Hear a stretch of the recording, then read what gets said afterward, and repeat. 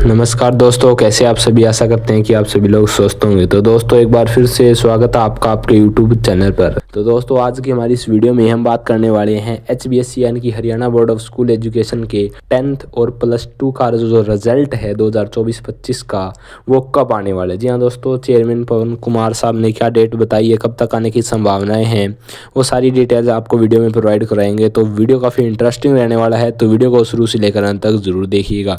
तो बिना देरी करते हुए चलिए फटाफट वीडियो को शुरू करते हैं। तो देखिए दोस्तों, जो भी स्टूडेंट्स होते हैं जब भी उनके एग्जाम समाप्त हो जाते हैं, इनकी जो लास्ट एग्जाम है वो समाप्त होने के बाद स्टूडेंट्स को अपना जो रिजल्ट का इंतज़ार है वो रहता ही है कि कई स्टूडेंट्स आते हैं कि हाँ उनके कितने मार्क्स आएंगे, कई होते हैं भी हाँ भी पास भी हो जाएंगे, फेल तो नहीं हो जाएंगे।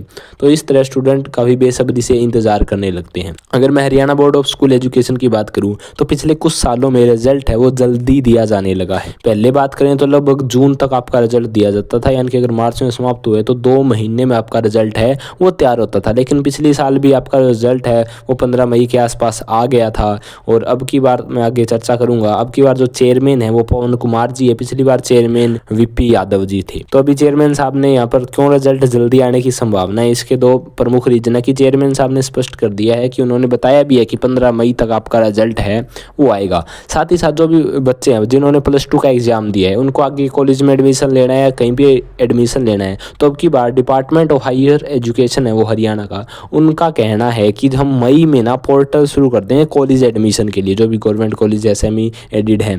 तो अब की बार रिजल्ट जल्दी आएगा, इसीलिए तो आप मई में क्या कर पाएंगे, 15 मई तक अगर रिजल्ट आ जाता है तो आप क्या एडमिशन के लिए यहाँ पर अप्लाई कर पाएंगे। इसलिए बोर्ड पर थोड़ा प्रेशर है कि वो रिजल्ट है को जल्दी ऑर्गेनाइज करें। जैसा कि यहाँ पर अब मार्च में आपके समाप्त पेपर हुए थे और आपका 4 से 5 अप्रैल तक रीचेक जो आपकी चेकिंग होती है आंसर शीट की वो शुरू भी कर देगी। टीचरों की ड्यूटी वो लगा दी गई थी, यानी कि 4-5 तो दिन तो भाई लगते ही हैं, क्योंकि एक आधे पेपर आपके बीच में कुछ सेंटर्स पे जैसे नू है, इधर पंचकुला है, यहाँ पे थोड़े लीक हुए थे पेपर, तो उनके पेपर को शेड्यूल किया गया था अप्रैल में।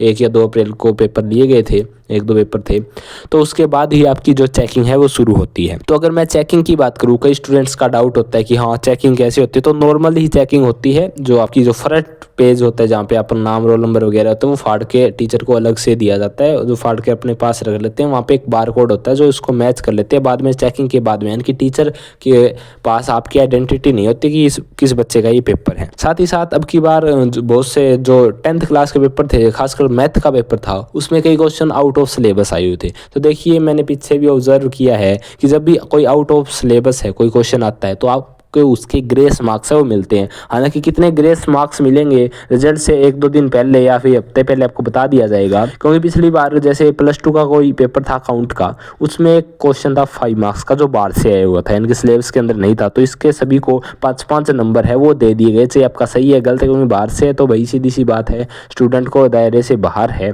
तो उसके आपको ग्रेस मार्क्स मिल जाते हैं। अब की बार मैथ का पेपर काफ़ी अच्छा मतलब सेट किया हुआ था 10th क्लास का, तो खासकर तो उसके आपके ग्रेस मार्क्स है वो आपको मिल जाएंगे, आपको टेंशन लेने की जरूरत नहीं है। HBSC आपका नॉर्मल ही पेपर चेक करता है, इतनी हार्ड मार्किंग है वो अभी तक नहीं होती है। साथ ही साथ जैसे आपका रिजल्ट आता है तो आपके पास 2 ऑप्शन होते हैं।